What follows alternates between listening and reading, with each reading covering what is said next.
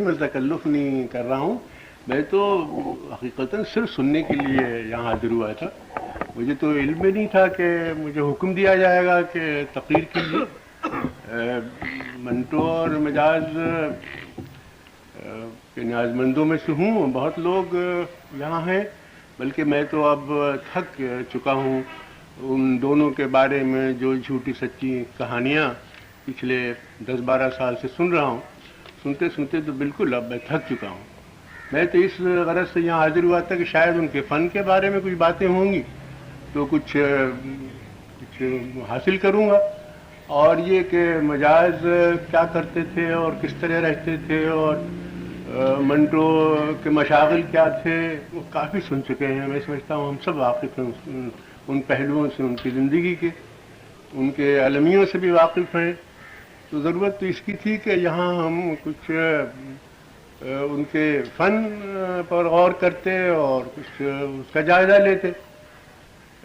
لیکن افسوس ہے کہ شاید فرصت نہیں ملتی ہمارے نقادوں کو اس پر غور کرنے کی. یہ ذرا ایک آسان سا ہوتا ہے مسئلہ کہ کچھ چٹکلے کچھ لطیفے بیان کر دیے جائیں اور پھر بات بن جاتی ہے اس طرح. میں تو سمجھتا ہوں کہ ان کا فن زندہ رہے گا. وہ لطیفے شاید کتابوں میں محفوظ رہیں، لیکن فن ہی بڑی چیز ہے اور وہی ان کا کارنامہ ہے، منٹو کا اور مجاز کا. ورنہ شاید ان سے بڑے لطیفہ گو اور حاضر جواب اور بدنماغ لوگ پہلے بھی تھے اور شاید بعد میں بھی ہوں گے. لیکن ایسے فنکار تو شاید مشکل سے پیدا ہوتے. مجاز کی شاعری پر اس طرح گفتگو کرنا میں سمجھتا ہوں بہت بڑی گستاخی ہے میرے لیے. میں نے ضرور مطالعہ کیا ہے ان کی شاعری. مجموعی کتنا بڑا ہے اس میں مطالعہ، افسوس ہے کہ وہ تو ایک بیٹھک میں بھی ہو سکتا ہے اس کا سطحی مطالعہ. لیکن جو چیز مجھے مجاز کی شاعری میں، جیسا ابھی مرزا صاحب نے فیض صاحب کے حوالے سے فرمایا کہ غنائی شاعر ہے، زبان و بیان پر پورا عبور ہے اسے. کوئی اسے یہ کہہ نہیں سکتا کہ جیسے عام ترقی پسند ادیبوں پر اس وقت الزام لگایا جاتا تھا کہ بھئی آپ کی زبان درست نہیں ہے اور آپ کے مصرے بحر سے گر رہے ہیں اور آپ کے الفاظ کی جو نشست ہے وہ کمزور ہے. مجاز پر اس قسم کا کوئی الزام ان کی زندگی میں بھی نہیں لگا. ان لوگوں نے بھی نہیں لگایا جو بڑے صاحب نظر سمجھے جاتے تھے اس زمانے میں.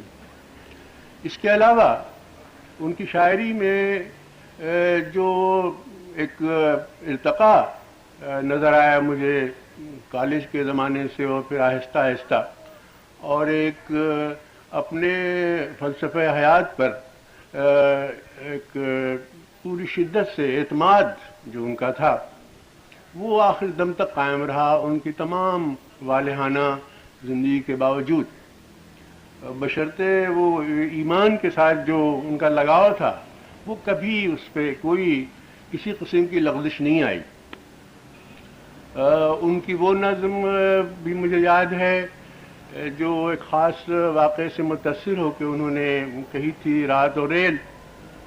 مختلف بھی شاید اس کے گواہ ہوں گے کہ ہم لوگوں کے ایک بہت بڑے انجینئر دوست بھی تھے، بزرگ بھی تھے، اور انہی زمانے میں وہ لندن سے آئے تھے. تو انہوں نے مجاز اور ان شاعروں سے کہا کہ تم لوگ بھئی کیا یہ شاعری کرتے ہو، یہ گل بلبل اس قسم کی. دیکھو اب جیسے ریل گاڑی ہے، انجن ہے، تو ایک روز وہ پکڑ کے لے گئے صاحب علی گڑھ کے اسٹیشن پر انہیں مجاز کو. مجھے یاد نہیں کہ اور کون کون احباب تھے، اور انہوں نے انجن آج کل کے طور کا انجن نہیں ہوتا تھا، وہ اس میں بہت کل پردے چمکیلے پیتل کے بہت خوبصورت ہوتا تھا. وہ بہت دیر تک دیکھتے رہے اور انہوں نے مجاز سے کہا کہ بھئی تم اس پر نظم لکھو. مجاز نے اس وقت تو کہا کہ جی ہاں ضرور لکھوں گا، لیکن وہ بار بار یہ سوچتے تھے کہ بھئی اس پر انجن میں نظم کیسے لکھوں گا. بہت خوبصورت ہے، ظاہر ہے کہ اس میں کل پرزے بہت چمکتے ہیں نظم، لیکن اب دیکھیے کہ اس شاعر نے ایک حقیقت کو کہاں سے اس کو ایک نئے معنی دیے اور ایک نئی چیز تخلیق کی. رات و لیل علامت بن جاتی ہے ارتقاء کی اور حرکت کی، حالانکہ انجن اپنی جگہ پر، اس کی مشینیں بالکل ایک جامد چیز ہیں، لیکن ایک بڑا فنکار اگر ہوتا ہے تو وہ انہی صداقتوں سے جو بہت سطحی نظر آتی ہیں ایک بڑی حقیقت، ایک بلندتر حقیقت تخلیق کرتا ہے. اور یہی وجہ ہے کہ ہم آج بھی مجاز کو یاد کرتے ہیں.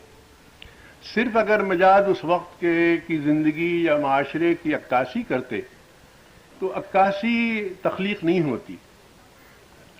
مجاز نے تو اپنے تخیل سے اور اپنے جذبے، اپنی شدت کے احساس کی شدت سے ایک زیادہ اونچی اور زیادہ متحرک ایک حقیقت تخلیق کی، رات و ریل. اسی طرح سے ان کی اور نظمیں ہیں، آپ دیکھیں ان کی غزلوں میں بھی آپ کو یہی کیفیت نظر آئے گی کہ وہ بہت چھوٹے سے کسی واقعے سے متاثر ہو کے، بعض میرے احباب ہیں یہاں جو ان کو معلوم ہے کہ ان کی کس غزل کی شان نزول کون سا واقعہ ہے. لطیفے چٹکلے تو ہمارے احباب نے بہت جمع کیے، لیکن اتفاق سے یہ چیزیں نہیں جمع ہوئیں کہ کون سی نظم یا کون سی غزل کس واقعے سے متاثر ہو کے مجاز نے لکھی تھی. تو آپ کو اندازہ ہوگا کہ وہ واقعہ بہت چھوٹا ہے، وہ رشتہ جذبات کا بہت ہلکا ہے، لیکن اس سے ایک بڑا شاعر، ایک شاعر جس کو اپنی زبان پر قدرت ہے، اپنے خیالات پر قدرت ہے، اور جس میں فکر کی گہرائی بھی ہے اور احساس کی شدت بھی ہے، وہ کس طرح سے اس ایک چھوٹی سی بات سے ایک بڑی غزل تیار کرتا ہے. کچھ تجھ کو خبر ہے، ہم کیا کیا، پوری غزل جو ہے ایک چھوٹے سے واقعے سے متاثر ہے. اسی کی دوسری غزلیں بھی ہیں اسی زمانے کی 3-4. تو کہنے کا مطلب یہ تھا کہ مجاز، میں سمجھتا ہوں کہ ترقی پسند تحریک کا، جیسے کہ ہمارے نقادوں نے کہا ہے کہ اس وقت کی ترقی پسند تحریک سے وابستہ شاعروں کا یقیناً سب سے بہتر نمائندہ تھا اور سب سے بڑا ترجمان تھا. جیسا ابھی کہا ہے دوستوں نے کہ اس نے انقلاب کو ایک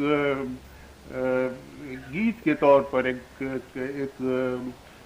حسن کے ایک خاص اظہار کے طور پر قبول کیا تھا. شاعر کی حیثیت سے قبول کیا تھا انقلاب کو اور سماجی انقلاب کو، اور اسی وجہ سے وہ انقلاب کے صرف محاسن دیکھ سکتا تھا، اور اس نے ان محاسن کو اپنے شاعرانہ رنگ میں بار بار پیش کیا ہے. جس طرح ہم کہہ سکتے ہیں کہ منشی پریم چند کی کہانیاں ہمارے دیہاتی زندگی، یا ان کے ناول ہمارے دیہاتی زندگی کا بہت خوبصورت اس کی تنقید ہے اور ترجمانی ہے. تو ہم یہ کہہ سکتے ہیں کہ منٹو نے ہماری شہری زندگی کے مختلف پہلوؤں کو جس طرح سے اپنی تحریر میں قید کیا ہے اور اس کو جس طرح ابھارا ہے، وہ بعد میں شاید کسی ادیب کو نصیب نہیں ہوئی وہ چیز.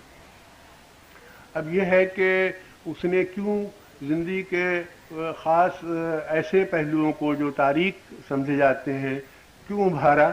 تو میں سمجھتا ہوں کہ یہ پابندی، میں سمجھتا ہوں کہ یہ بہت ضروری تھا اور بہت بڑا فریضہ اس نے انجام دیا ادب کے لیے، ہمارے معاشرے کے لیے. ان پہلوؤں کو جن کی طرف سے ہم عام طور سے کترا کے نکل جاتے ہیں یا جانتے ہوئے بھی انجان بن جاتے ہیں، ان کو اجاگر کرنا میں سمجھتا ہوں بہت ضروری تھا. اور یہ بہت بڑا تاریخی رول اس نے ادا کیا ہے. اور جہاں تک اس کی نثر نگاری کا تعلق ہے، آپ سب جانتے ہیں کہ شاید فنی اعتبار سے ہمارے وہاں کسی نے اس قدر گٹھی ہوئی کہانیاں، اتنی مکمل کہانیاں نہیں لکھی ہیں.